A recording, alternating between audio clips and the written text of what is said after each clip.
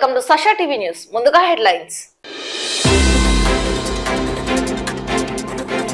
ఈవీఎంల స్ట్రాంగ్ రూమ్లు, ఓట్ల లెక్కింపు కేంద్రాల భవనాలను పరిశీలించిన జిల్లా కలెక్టర్ మరియు ఎస్పీ. నంద్యాల మండల పరిషత్ అభివృద్ధి అధికారినిగా బాధ్యతలను స్వీకరించిన డాక్టర్ సౌభాగ్యం. రాజకీయ లబ్ధి కోసం భూ కబ్జాదారులంటూ అసత్యపు ఆరోపణలు చేయడం తగదన్న మాజీ కౌన్సిలర్ భీమినిపల్లి వెంకట సుబ్బయ్య, కౌన్సిలర్ పురందర్ కుమార్.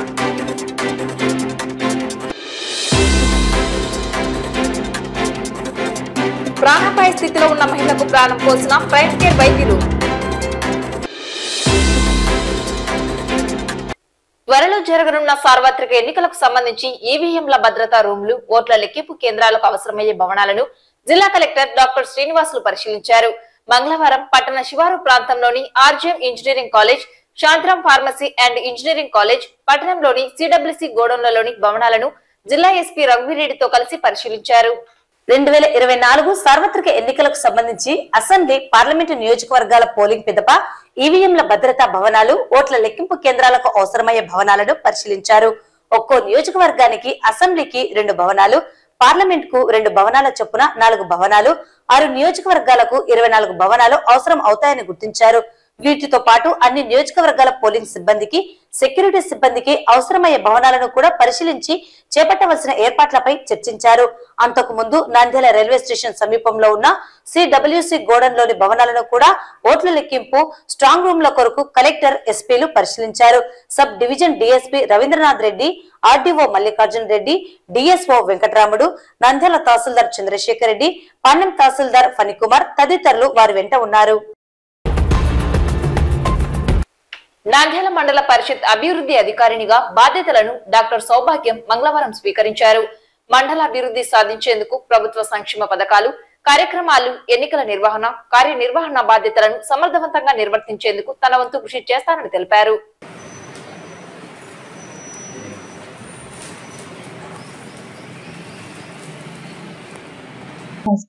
నా పేరు డాక్టర్ గాంధీవరం సౌభాగ్యం.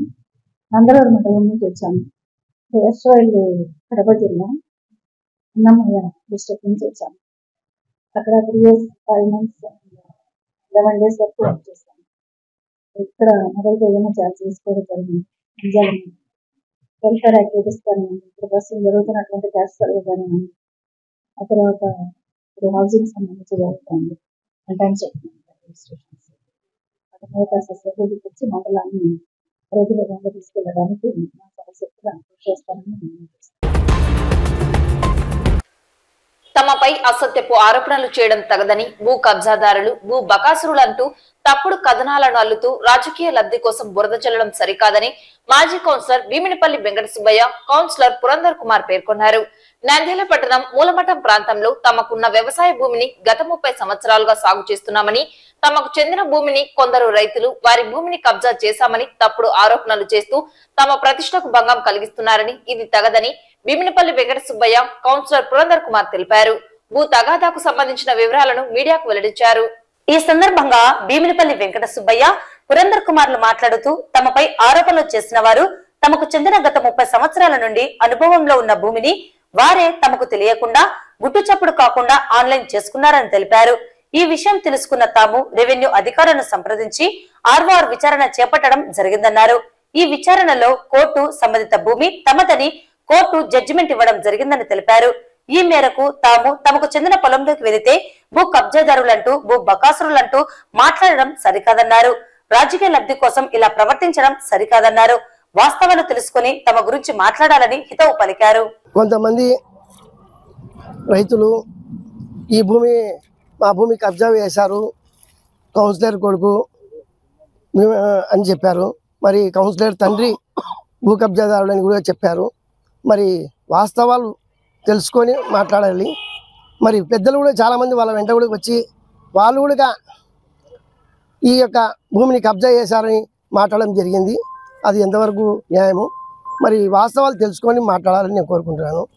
మరి ఈ భూమి ఇక్కడ వాళ్ళు 1799 భూమి, ఎకరా 66 సెంట్లు ఉంది. ఆ భూమిలో పాండురంగ స్వామి దేవాలయం ఉంది పక్కన. దాని పక్కన పకిడిస వాళ్ళ భూమి ఉంది. పకిడిస వాళ్ళ భూమి 2 బిట్లు ఉన్నాయి. దాని పక్కన మురళి వాళ్ళని మిడతా మురళి వాళ్ళ భూమి ఎనికి పక్కన, దాని పక్కన మిడతా నరసింహారావు ఉంది. దాని పక్కన మాది 1814 సర్వే నెంబర్ మాది ఉంది. ఈ కాక ఇవి మాకు 2000 ఈ రోడ్డు వారు ఉండే ఈ భూమిలో మాకు 1814, 1812, 1813 4 సర్వే నెంబర్లు ఉన్నాయి. మరి మేము కబ్జా మా భూమి 30-40 సంవత్సరాల నుంచి మేము పంట చేస్తున్నాము, పొలం చేస్తున్నాము. మరి కరోనా టైంలో వాళ్ళు మిస్మేనేజ్మెంట్ చేసి ఆన్లైన్ ఎక్కించడం జరిగింది. మేము తర్వాత తెలుసుకొని రెవెన్యూ వాళ్ళకి రిపోర్ట్ చేసాము, అక్కడ పిటిషన్ పెట్టాము. వాళ్ళు వచ్చి కూడా ఇక్కడ మొత్తం కొలతలు వేసి సర్వే చేసినారు. ఆ రోజు వాళ్ళు వచ్చారు, ఆ భూముల వాళ్ళు చుట్టుపక్కల రైతులు. ఆ రోజు ఇక్కడ మన వెంకటరెడ్డి గారు కూడా ఉన్నారు. కొలతలు వేసాము, అన్నీ చూసుకున్నాము. మరి ఆర్వార్ కేసు సంవత్సరం నుంచి జరిగింది. సంవత్సరం నుంచి ఆర్వార్ కేసు జరిగి వాళ్ళు ఎవరు భూమిలో ఉన్నారు, ఎవరు వాస్తవాలన్నీ తెలుసుకున్నారు. మరి ఆ చుట్టుపక్కల రైతులు వాళ్ళు కూడా ఆర్వార్ కేసులో రావడము ఈ యొక్క సంవత్సరం నుంచి చేసినారు. మరి సంవత్సరం పూర్తి అయిన తర్వాత వాళ్ళు ఈ యొక్క భూమి ఎవరిదని అన్ని చేసి మాకు జడ్జిమెంట్ కాపీ ఇచ్చారు. చేసి మాకు జడ్జిమెంట్ ద్వారా ఆన్లైన్ చేశారు. మరి మేము ఎవరి భూమిలోకి కబ్జా చేయలేదు, ఎవరి భూమిలోకి పోలేదు. నేను ఈరోజు చెప్పాల్సింది ఏంటంటే, భీమనపల్లె వెంకట సుబ్బయ్య గారికి ఇవ్వడం మాత్రమే తెలుసు, లాక్కోవడం తీసుకోవడం తెలియదు. అది అందరికీ తెలుసు, పైన దేవునికి తెలుసు, జనాలకు తెలుసు, అందరికీ తెలుసు. అనవసరంగా నా తండ్రి గారి మీద లేనిపోని నిందలు వేయడం సరైన పద్ధతి కాదు. వచ్చే ముందు దానికి వేసే ముందు కూడా ఆలోచించుకొని తెలుసుకొని నిజానిజాలు తెలుసుకొని పెట్టింటే చాలా బాగుండు. ఈ మా తండ్రి గారు ఏదైతే చెప్తున్నారో 17/99/3 సర్వే నెంబర్కి కొలతలు వేసినప్పుడు వీళ్ళు ఎక్కడికి పోయినారు? కబ్జా అంటే ఏంది? వాళ్ళ దాంట్లో మేము ఏమైనా పాతినామా? వాళ్ళదున్నది పడగొట్టామా? వాళ్ళ దాంట్లో ఏమైనా కొట్టం గిట్టం వేసి ఏమైనా పాగేసుకున్నామా? ఆ రకంగా చేస్తే కబ్జా అంటారు. నీకు అవేం లేకుండా జస్ట్ మా న్యాయపరంగా మేము న్యాయంగా పోయినాము. వాళ్ళకి ఏదైనా సమస్య ఉంటే న్యాయపరంగా పోవాల్సింది. న్యాయపరంగా పోకుండా ఈరోజు వచ్చేసి ఈ కబ్జా చేసినారు, తీసుకుపోయినారు, భూబకాసులు తెలివి లేదా, వాళ్ళ కౌన్సరు, వాళ్ళ తండ్రి కౌన్సరు, తెలివి ఉందా? కొద్దిగా తెలివిని మారుతున్నా, తెలివి లేకుండా మారుతున్నారా? చదువుకోలేదంట, చదువు ఉంది కాబట్టి న్యాయంగా మాకు ఆ సంస్కారం ఉంది కాబట్టి ఆ రకంగా పోరాడినాం మేము. మీకు ఆ సంస్కారహీనంగా ప్రవర్తిస్తున్నారు మీరు ఈరోజు. ఏదో వచ్చి నలుగురు ముందర మీడియాలో మారితే, ఏదో టీవీలలో వస్తే మీరు పెద్ద హైలైట్ అవుతారు అనుకుంటున్నారా? మీలాంటి వాళ్ళు ఎంతమంది వచ్చినా చివరికి న్యాయమే గెలుస్తుంది. న్యాయమే గెలిచింది. చూసుకోండి, ఆ ఫినిషింగ్ చూసుకోండి. ఎన్ని ఏళ్ళ నుంచి చేసినాము. ఇక్కడ రైతులు అడగండి, ఇక్కడ ఎవరు సాగు చేసినారు.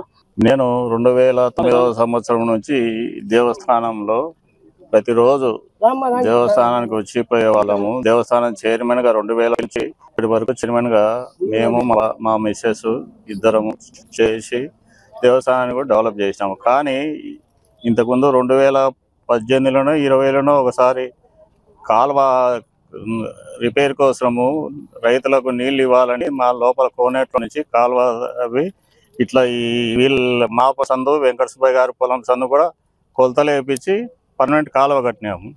అప్పుడు కూడా ఎవరు రాలేదు. దాదాపు నేను 14 సంవత్సరాలు అయింది ఈ దేవాలయానికి రాబట్టి. ఒక్కరోజు కూడా వాళ్ళు మా పొలం అని లేదు. మేమైతే 2 సార్లు కొలతలు వేపించినాము. అదే గెట్టు కాలువ కట్టినాము, మేము కంచె వేసినాము. మా అద్దు వరకు మేము కంచె వేసినాము. అప్పుడు కూడా వాళ్ళు ఎవరు రాలేదే మా పొలం అని. 20-30 ఏళ్ల నుంచి అరటి తోటలు అవి పెడతానే అన్నాడు, పనులు చేస్తున్నాము. ఈ పొలంలో ఉడక ఆకుమట్టలు అవి కోసినాము. ఇది పొలం వీళ్ళదే కదా, పని చేస్తానే ఉన్నాడు. చిన్నప్పటి నుంచి ఇక్కడ ఉన్నాడు కదా, ఏదన్నా పనికి వస్తాను. ఉన్నాము, ఇల్లు ఉంది, అన్ని ఇక్కడనే ఉన్నాము కదా మేము. ఇప్పుడు కాదు, ఒక 5 సంవత్సరాల క్రితం నుంచి మనం పాతుకున్న పిల్లర్. ఇది ఒక పిల్లరు, ఇక్కడ ఒక హద్దురాయి ఉంది, ఈడొక పిల్లర్ ఉంది, ఇక్కడ ఒక పిల్లర్ ఉంది. దీనికి స్ట్రైట్ ఇవి నిన్న 2 రోజుల నుంచి పాతనే కాదు, ఎన్ని ఏళ్ళ నుంచి ఉన్నవి అవి. దానికి బరగొడ్లు అవి వస్తున్నాయని చెప్పి రోడ్డు మీద దానికని ఫినిషింగ్ మొత్తం రోడ్డు మీద మొత్తం వేపించి పెట్టినాము. బోర్ వేపించి పెట్టుకున్నాము. వాళ్ళు వచ్చి ఇప్పుడు ఇన్ని రోజుల నుంచి లేకుండా ఈ రోజు సడన్గా 2 రోజుల నుంచి వచ్చి మేము అనుభవంలో ఉన్నాం, మేము చేస్తాం. ఇవి పాతినప్పుడు ఏం నిద్రపోతున్నారా? ప్రాణాపాయ స్థితిలో ఉన్న మహిళకు నంద్యాల పట్టణంలోని ప్రైమ్ కేర్ హాస్పిటల్ కు చెందిన వైద్యులు లక్ష్మి, హేమంత్లు అత్యవసర చికిత్స అందించి ప్రాణం పోశారు. ఈ సందర్భంగా వైద్యులు మాట్లాడుతూ బేతంచెర్ల మండలం కొమ్మూరు కొట్టాల గ్రామానికి చెందిన వివాహిత మహిళ అపస్మారక స్థితిలో హాస్పిటల్ కు వచ్చిందన్నారు. వెంటనే వైద్య పరీక్షలు నిర్వహించి గర్భసంచి బయట ఏర్పడిన పిండం నుండి శరీరం ఉదరంలోకి రక్తస్రావం అధికంగా కావడంతో బీపీ పడిపోయి ప్రాణాపాయ స్థితికి చేరుకుందన్నారు. వెంటనే చికిత్స అందించి మహిళ ప్రాణాలను కాపాడడం జరిగిందన్నారు. కోలుకుని ఆరోగ్యంగా ఉందని తెలిపారు. నా పేరు డాక్టర్ లక్ష్మి అనుష అండి. సార్ పేరు డాక్టర్ హేమంత్ రావు. మేము ప్రైమ్ కేర్ హాస్పిటల్లో ఉన్నాము. ఈ పేషెంట్ పేరు శిరీష అండి, 30 సంవత్సరాల వయసు. తిను కొమ్మూరు కట్టాల గ్రామానికి చెందిన యువతి. తిను వచ్చినప్పుడు మన హాస్పిటల్కి జనవరి 30వ తారీఖు మధ్యాహ్నం 3 గంటల ప్రాంతంలో వచ్చింది. వచ్చిన టైంలో ఆల్రెడీ ట్యూబెక్టమైజ్డ్ ఈమె, అంటే పిల్లలు కాకుండా ఆపరేషన్ అయిన అమ్మాయి. వచ్చినప్పుడే అపస్మారక స్థితిలో వచ్చింది మన దగ్గరికి. బీపీ ఒక 60/60/40 అట్లా, పల్సేట్ చాలా ఎక్కువ ఉంది. షాక్ అంటాం మేము ఇంగ్లీష్లో. షాక్లో, హెమరేజిక్ షాక్లో మన హాస్పిటల్కి వచ్చింది. వచ్చిన తర్వాత మనము వెంటనే తనకి రక్తం స్టార్ట్ చేసేసి వెంటనే ఆపరేషన్కి తీసుకున్నాము. రప్చర్డ్ ఎక్టోపిక్ ప్రెగ్నెన్సీగా నిర్ధారించి దాన్ని ఆపరేషన్ చేసి ఆ రప్చర్ అయిన భాగాన్ని తీసేసాము.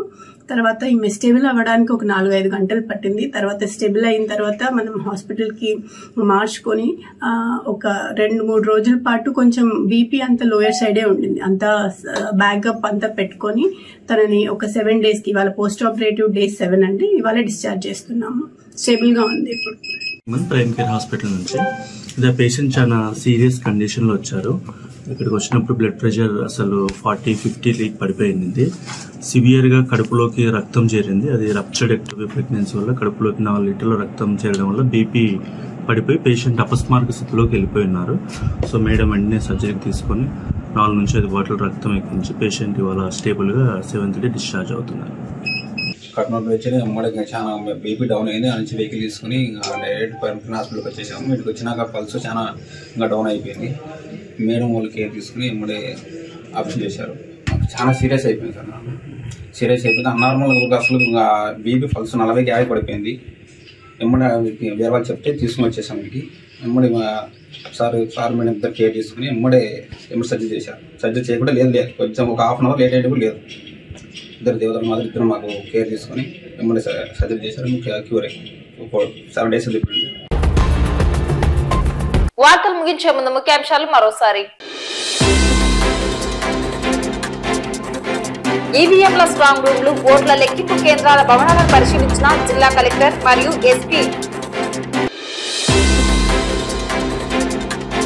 నంద్యాల మండల పరిషత్ అభివృద్ధి అధికారినిగా బాధ్యతలను స్వీకరించిన డాక్టర్ సౌభాగ్యం.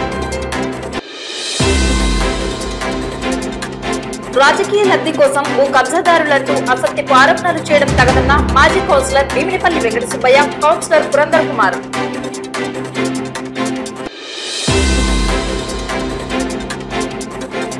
ప్రాణాపాయ స్థితిలో ఉన్న మహిళకు ప్రాణం పోసిన ప్రైమ్ కేర్ వైద్యులు. ఈ వార్తలు ఇంతటితో సమాప్తం. నమస్కారం.